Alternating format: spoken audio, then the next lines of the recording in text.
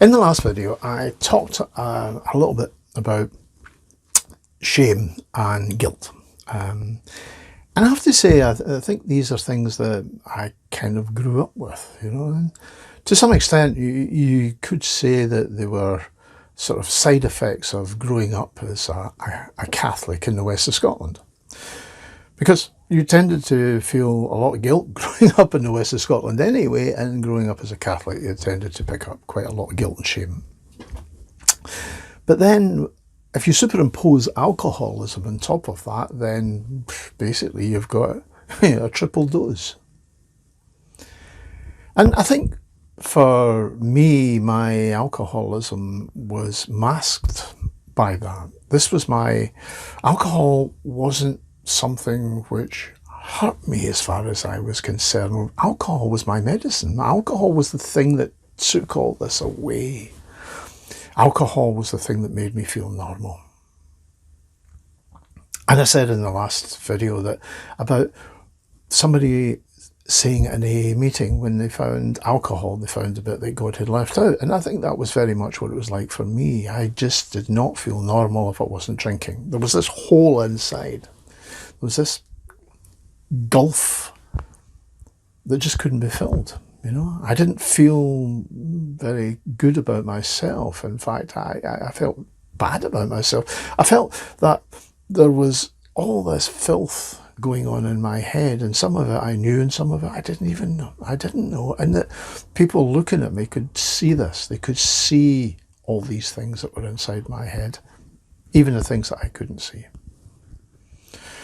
So when I got sober, I was left with me. Not the best of companions, I have to say. Not the best company.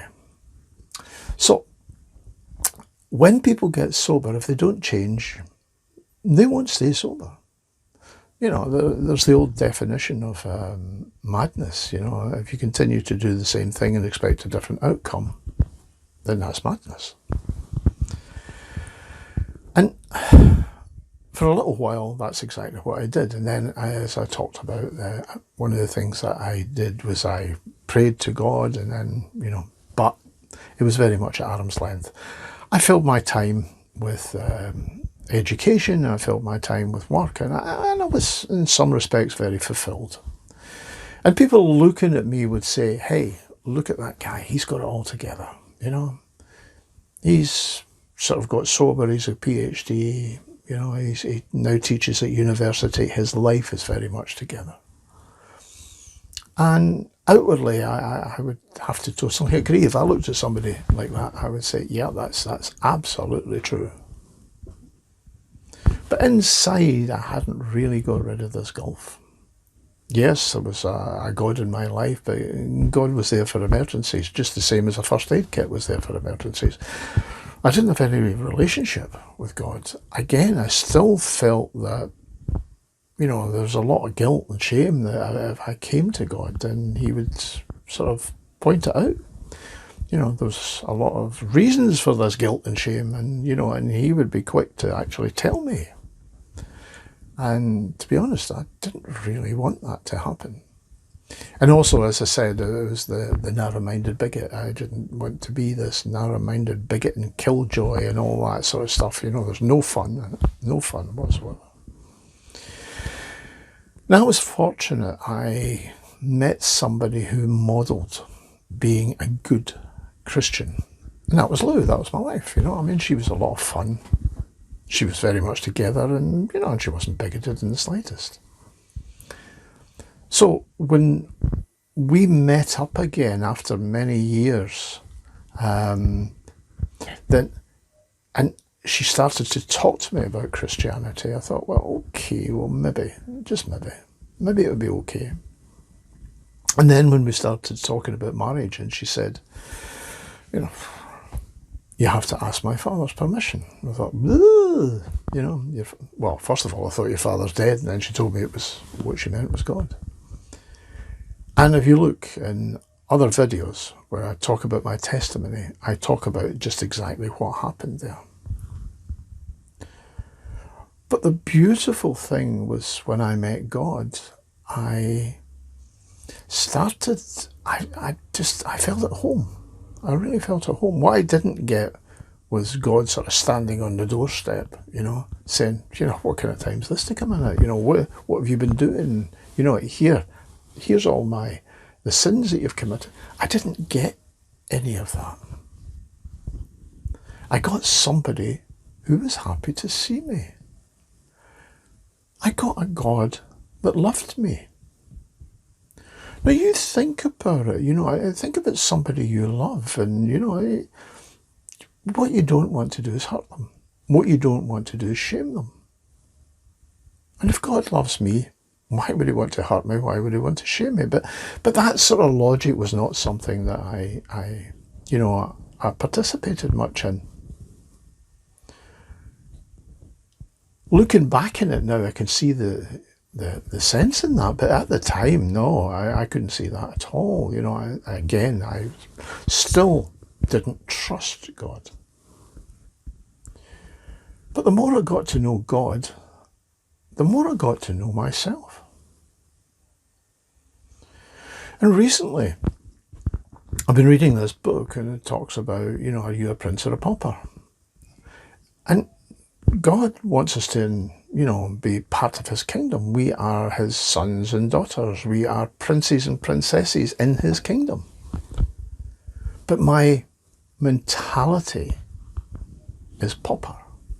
Now, what do I mean by that? What I mean by that is that I'm really not worthy. I'm not a very good person. I'm not somebody that's worth talking to. I'm not somebody that's worth loving. That's what my mind tells me very often. And I work with a lot of people who have alcohol issues. And that's exactly what I hear every time. People who are heavy drinkers do so not because they feel wonderful, but because they don't feel wonderful. It's back to being the medication. They are trying to mask how bad they feel about themselves. They're trying to mask this shame. They're trying to mask this guilt. But what being a Christian is all about is that the shame and guilt is removed. God died for us. He took away the sins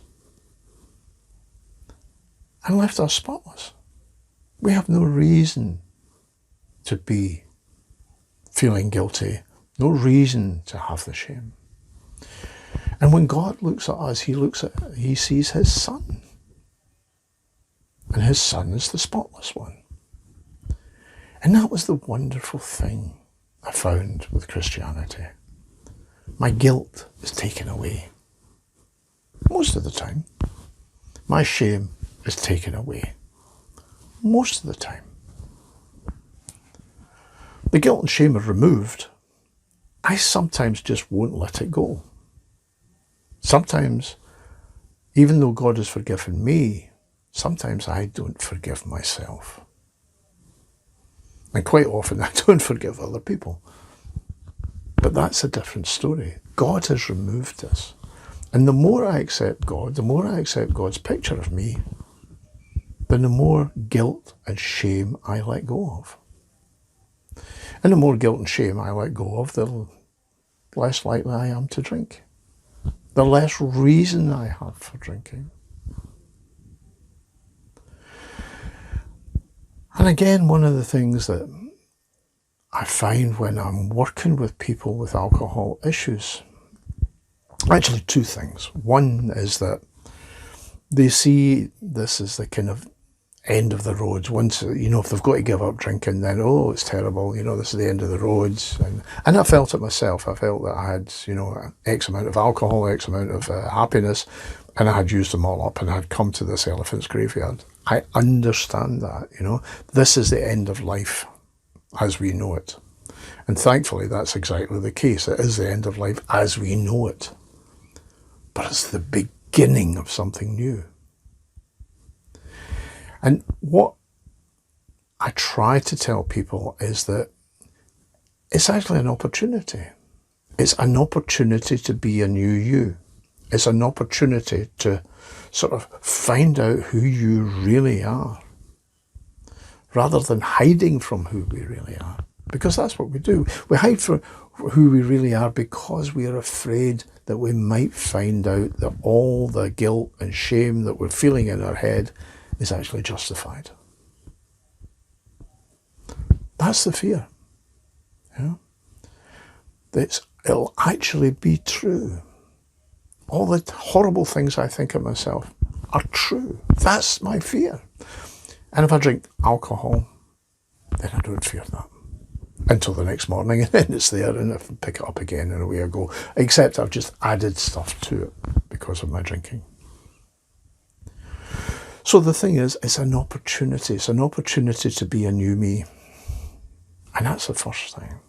Because I sat in pubs for many years saying, I want to do this, I want to do that, I want to do the next thing. But it was always tomorrow, because I'm not going to do it today, because I've still got this drink. I'm still drinking. Yeah. And then when I stopped drinking, I got the opportunity to do some of this. But the other thing has been this voyage of discovery of who I actually am. And what I found was that some of the things that I held dear, some of the things that I thought, yes, that's a really good part of me, actually wasn't. I needed to let some of that go. And some of the things that I really thought that were weaknesses in me were actually my strengths.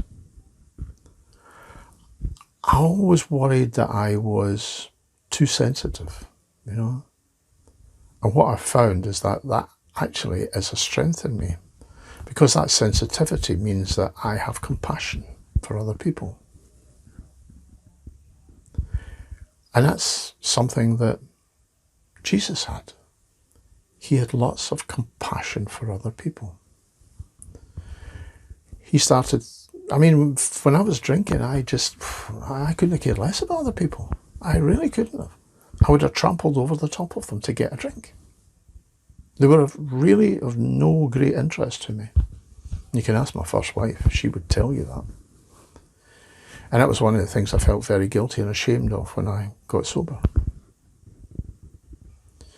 But part of what I did in getting sober was to make amends to some of these people. But one of the people that I really had to make amends to was me. Because I really hurt myself. I really sort of hammered myself out there.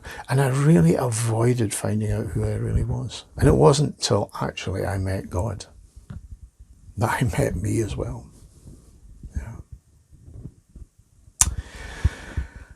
And I've been able to put my compassion to sort of, you know, to good use.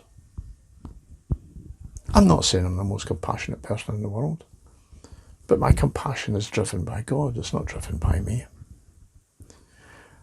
And I've been fortunate because God's just given me an outlet. He's given me an outlet to use that compassion.